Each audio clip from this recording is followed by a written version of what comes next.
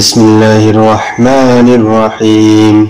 وكذلك فتنا بعضهم ببعض ليقولوا أهؤلاء من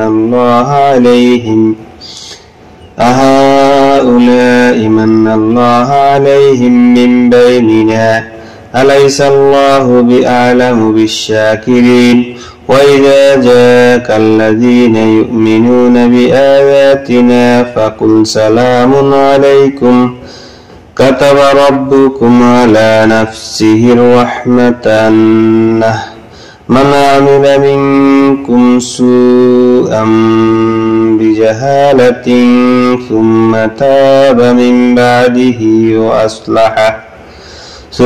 تاب من بعده وأصلح فأنه غفور رحيم وكذلك نفصل الآيات ولتستبين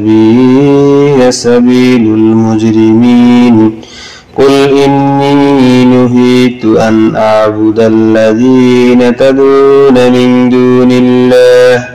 قل لا أتبع أهواءكم قد ضللت إذا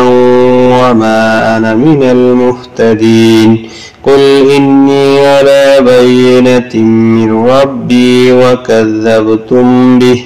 ما عندي ما تستعجلون به إن الحكم إلا لله يقص الحق وهو خير الفاصلين قل لو أن عندي ما تستعجلون به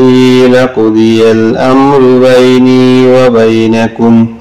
والله أعلم بالظالمين وعنده مفاتح الغيب لا يعلمها إلا هو ويعلم ما في البر والبحر وما تسقط من ورقة إلا يعلمها ولا حبة